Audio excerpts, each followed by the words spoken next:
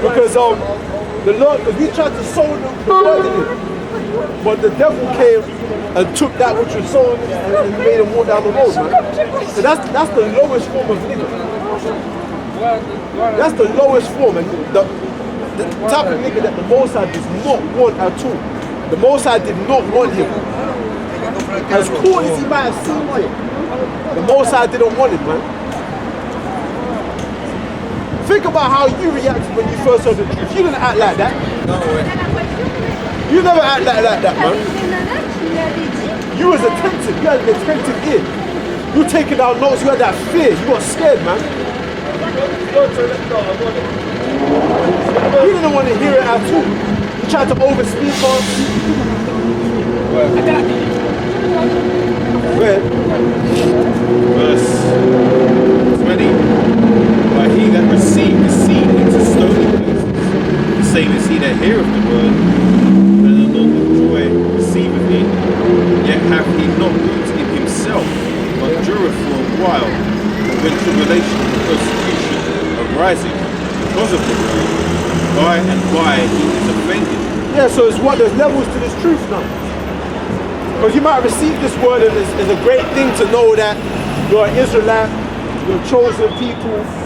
You know, certain answers get expounded onto you as to why we're destroyed as a people, who the devil is, you can have multiple wives.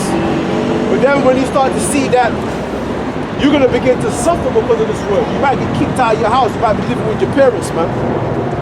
Your mom, your father disapprove of what you're doing. They want greater things for you. They want you to get educated. They want you to get a good job. And they see that what you're doing, there's not profiting, it's not getting the money. So then you might get kicked out of your house. You might get arrested. Your parents found out you get arrested for this, man. You know what I mean? You begin to grow your beard and everything. The scriptures talk about when a man takes on this word, a bit rough paraphrasing, and he goes about trying to seek rest and findeth none. He go back, and he finds his house garnished and swept. Then he taketh unto himself 7 more demons, and his last estate is worse than the first. That's part of that too, man. You know? Go ahead. Verse 22, it says, he also that received seed among the thorns is he that heareth the word, and the care of this world, and the deceitfulness of riches, choke the word, and it becometh unfruitful. and you become unfruitful. Why? Because of the cares of this life. That's a guy that's not rooted into this word, man. You're not rooted. So again, this is describing levels, man. There's guys that hear this word, but their love for the world is greater than the love that they have for Yahweh Shem Shai. You can't, because in this truth you can't serve two. You can't, man.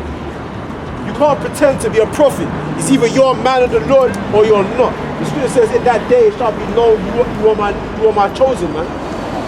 For they shall be tried in the fire.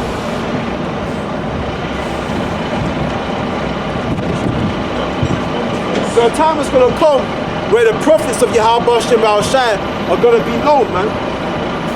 And the ones that aren't, you're going to get sifted out, man. Like dross from silver. You're going to get sifted out.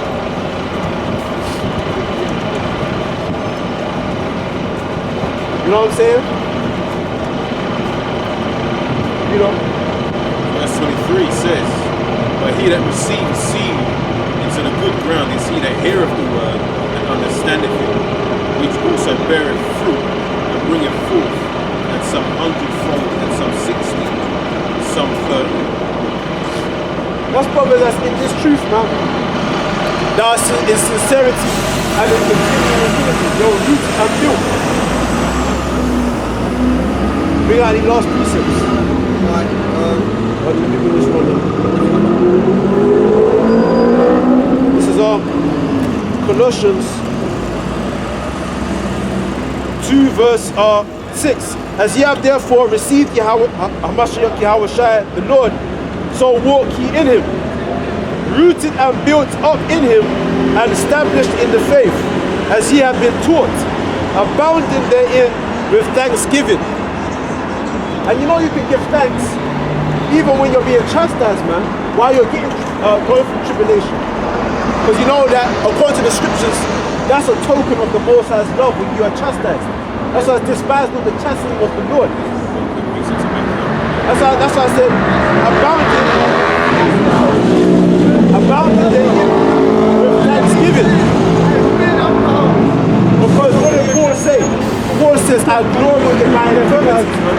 Some of them, you know what I'm saying? That's an evident sign of the love of Yahweh Hashem Yahushua when the Most High chastises you. Because when the Lord chastises you, He's separating you from the world, man. That you've been partakers in the sins of the world. Because all that's in the world, man, is people that, you know, lovers of themselves rather than lovers of the Most High. So when the Most High chastises you, to show that you won't be judged with the world, man. To separate you from the people then. Which is why the scripture says, come ye out from among them, ye my people. Read on. Yeah, because it's talking about giving grace in your afflictions. So Ecclesiastes 11 and 25 says, in the day of prosperity there is a forgetfulness, affliction, and in the day of affliction there is no more remembrance of prosperity. Yeah, in the day of affliction, when you're being afflicted, you don't remember the days of prosperity, man. Okay? That's right. But it says, abounding therein with thanksgiving. So, whatever estate you're brought in within this truth, you give thanks unto Yahweh Ba'ashem Ba'ashai, man, for all things. Because the Lord that giveth and He taketh away. It says, when thou art changed to a lower state, be patient when thou art changed to a lower state. Be the sufferer. And while you're suffering, imagine that, you giving thanks while you're suffering, man. Yeah. Precept is, whatsoever is brought upon thee, take cheerfully, and be patient when thou art changed to a lower state. Take it cheerfully. Therefore, true hearts is a good soul of your house. Because knowing that when the Most High is persecuting you, that the Lord is giving you your hour of fame.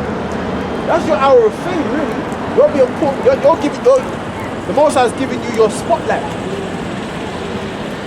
Because I thought about that when the time comes of our temptation, when they arrest us and they bring us before judges. That's your time. Time to shine, yeah. That's your time to shine. That's the moment of truth. To prove to the Most High that you are worthy of the crown, man. You know what I'm saying? The moment of truth. And it's at that time where the Lord has said that it will give you a spirit in that time on what you ought to speak. You know? Was you good reader? No, I just got one more. James 4 verse 4. Ye adulterers and adulteresses, know ye not that the friendship of the world is enmity with the Most High? For whosoever therefore will be a friend of the world is the enemy of the Most High. Now people don't even realize that. Imagine that you are an enemy of God. Because what did Yahweh say? He that gathereth not with me, scattereth abroad, man. So if you're not partaking in this labor, you're basically scattering, man. You're not doing anything that's furthering the kingdom. That's hastening the establishment of the kingdom, man. You're basically trying to continue your condemnation. Anyway, man, with that, give all praises due to Yahweh, Ba'ashem, Yahushai, Ba'ashem, Ba'akadash. Shalom, man. Shalom.